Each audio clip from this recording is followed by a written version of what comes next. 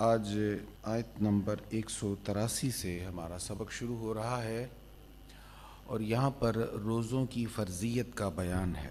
کچھ رمضان شریف کے مسائل ہیں، رب کریم سے دعا مانگنے کی ترغیب ہے۔ اس رکوع میں ارشاد ہے، اے ایمان والو، تم پر روزہ رکھنا فرض کیا گیا ہے جس طرح تم سے پہلے لوگوں پر روزہ رکھنا فرض کیا گیا تھا تاکہ تم متقی بن جاؤ۔ روزہ ایک ایسی عبادت ہے جو گزشتہ امتوں کو بھی عطا ہوئی۔ تورات میں بھی اس کا ذکر ہے، انجیل میں بھی اس کا ذکر ہے۔ نبی رحمت جاند عالم صلی اللہ تعالی علیہ وآلہ وسلم کی امت کو بھی یہ انعام نصیب ہوا۔ روزہ کا مطلب ہے خود کو روکنا، لغوی معنی ہو گیا روکنا، اور شرعی معنی کیا ہے؟ طلوع فجر سے لے کر غروب آفتاب تک، یعنی جب فجر کا وقت شروع ہوتا ہے اس وقت سے لے کر مغرب کا وقت شروع ہونے تک خود کو کھانے پینے اور جنسی خواہش سے روکنا، یہ ہے روزہ۔ اللہ تعالیٰ نے اس آیت میں یہ بھی بیان کر دیا کہ روزہ فرض کیوں کیا ہے۔ روزہ کے من جملہ مقاصد میں سے ایک بڑا مقصد کیا ہے؟ ویسے تو اس کے بہت سارے مقاصد بیان ہوئے ہیں، احادیث میں فقہا نے بیان کیے اور بہت سی حکمتیں اس کی بیان ہوئیں، اور طب بھی اس کی حکمتوں کو، اس کے فوائد کو بیان کر رہی ہے۔ بلکہ آٹوفیجی ایک نیا طریقہ علاج دریافت ہوا، اور اس کو دریافت کرنے والے سائنسدان کو نوبل پرائز ملا ہے۔ تو یہ روزہ ایک ایسی عبادت ہے جس میں قدرتی طور پر یہ آٹوفیجی سے علاج ہو رہا ہے۔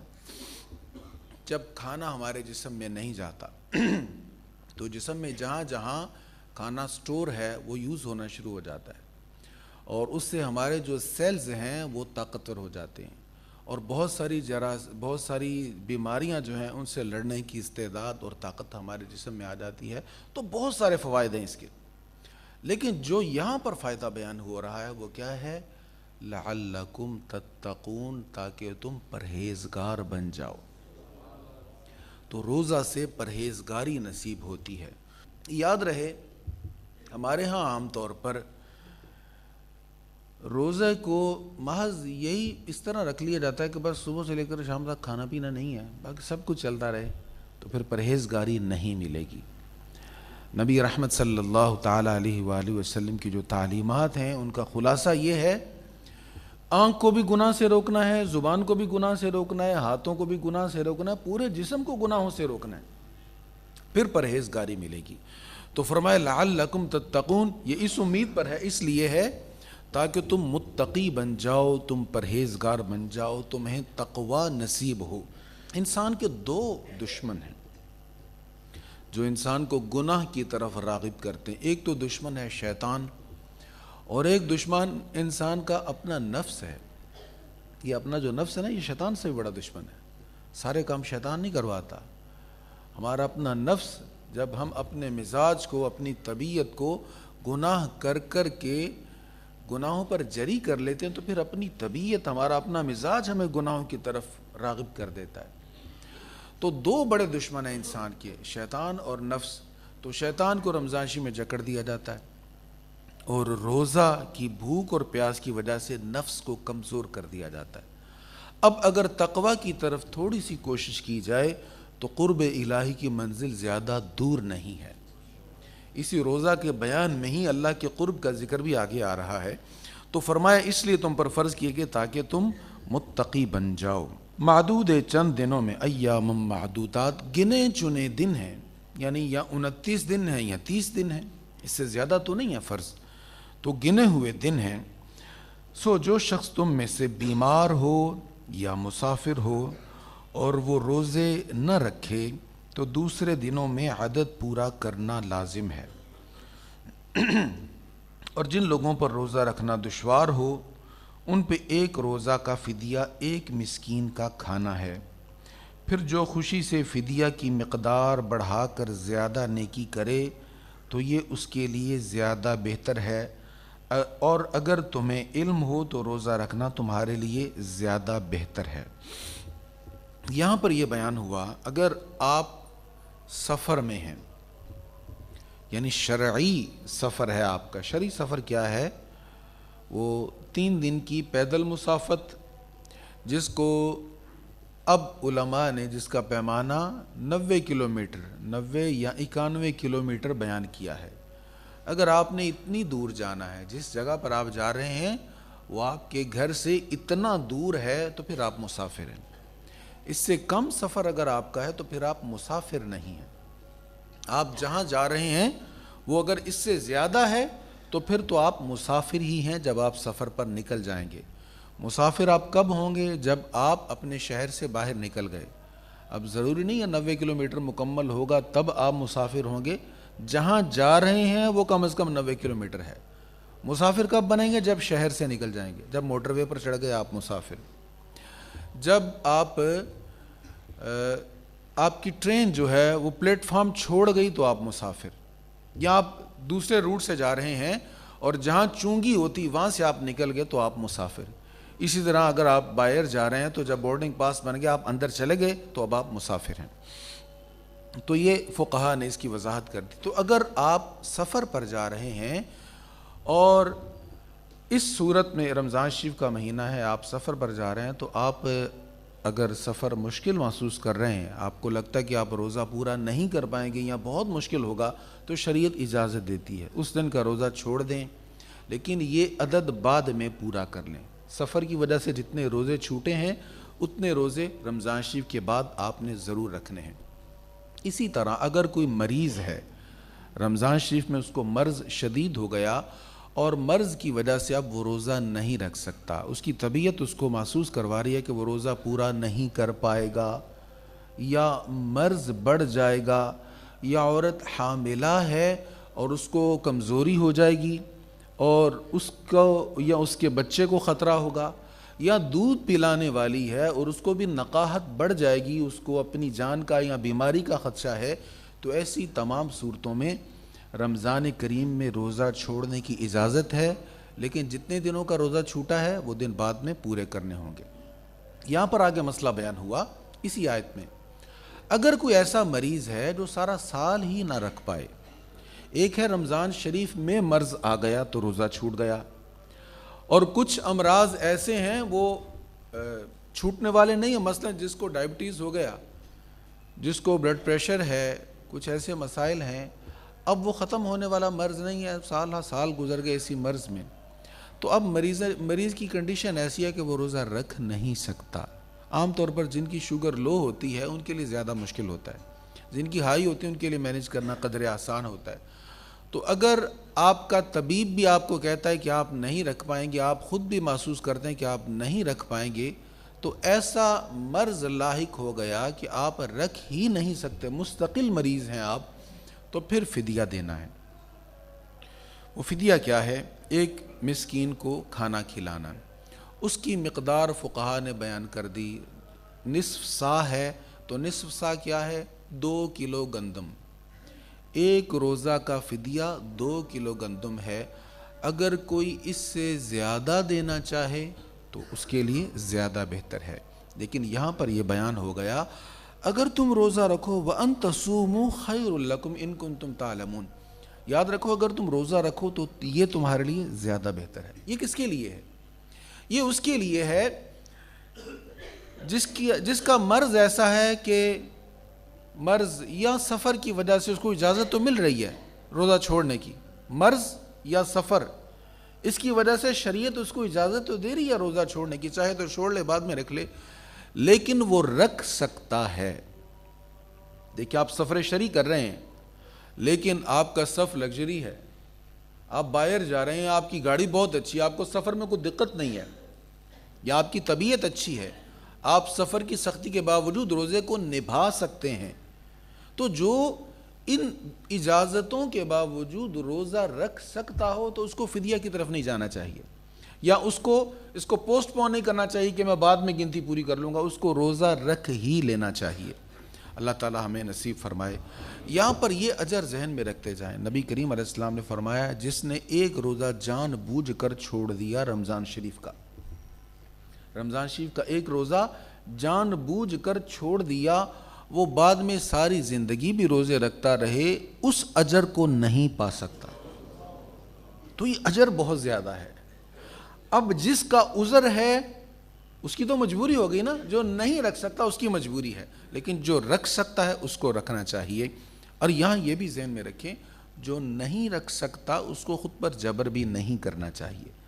حالت سفر میں حضور علیہ السلام کے شریک سفر تھے ایک مسلمان صحابی، اب وہ شدید نقاہت کا شکار ہو گئے، لوگ ان کو ہوا دے رہے تھے، پوچھا کیا ہوا؟ فرمایا جی روزہ رکھ لیا، رمضان شریف کا مہینہ تھا، تو حضور نے پسند نہیں فرمایا۔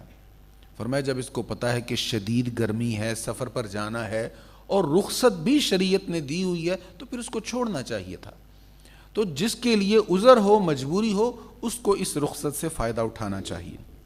پھر ارشاد ہے رمضان کا مہینہ ہے جس میں قرآن نازل کیا گیا، لوگوں کو ہدایت دینے والا اور روشن دلیلیں ہدایت دینے والی اور حق اور باطل میں فیصلہ کرنے والی، سو تم میں سے جو شخص اس مہینہ میں موجود ہو وہ ضرور اس ماہ کے روزے رکھے، اور جو مریض یا مسافر ہو اور روزے نہ رکھے تو وہ دوسرے دنوں سے مطلوبہ عدد پورا کرے۔ اللہ تمہارے ساتھ آسانی کا ارادہ فرماتا ہے اور تمہیں مشکل میں ڈالنے کا ارادہ نہیں فرماتا۔ تو قرآن کریم رمضان المبارک کی ایک رات میں آسمان دنیا پر نازل ہوا، جس کو ہم لیلۃ القدر کہتے ہیں، لیلۃ القدر خیر من الف شہر، اسی رات میں قرآن کریم نازل ہوا۔ انا انزلناہ فی لیلۃ القدر، ہم نے اس کو یعنی قرآن کو قدر والی رات میں نازل کیا۔ جس نبی پر نازل ہوا وہ بھی قدر والے، جس رات میں اترا وہ بھی قدر والی، تو جس امت کے لیے اترا ہے وہ بھی تو نبی کے صدقے قدر والی ہے نا۔ تو جب سب کچھ قدر والا ہے تو کتاب کتنی قدر والی ہوگی، اور ہم جب اس سے شغف رکھیں گے، محبت کریں گے، انشاءاللہ اللہ کی بارگاہ میں بے قدری نہیں ہوگی، اللہ بھی قدر فرمائے گا۔ ہم دنیا میں بہت کچھ کرتے ہیں اور کرنے کے بعد ہم کہتے ہیں یار میں نے بہت کچھ کیا لیکن قدر نہیں ہوئی، مول نہیں پڑا، اس نے میری محبت کا لحاظ نہیں رکھا۔ اللہ سے بڑھ کر کوئی قدردان نہیں ہے۔ اللہ ہمیں قرآن پڑھنا نصیب فرمائے۔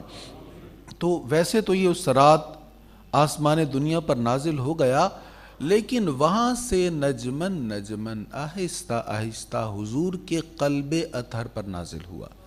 یہ 23 سال کا عرصہ تھا۔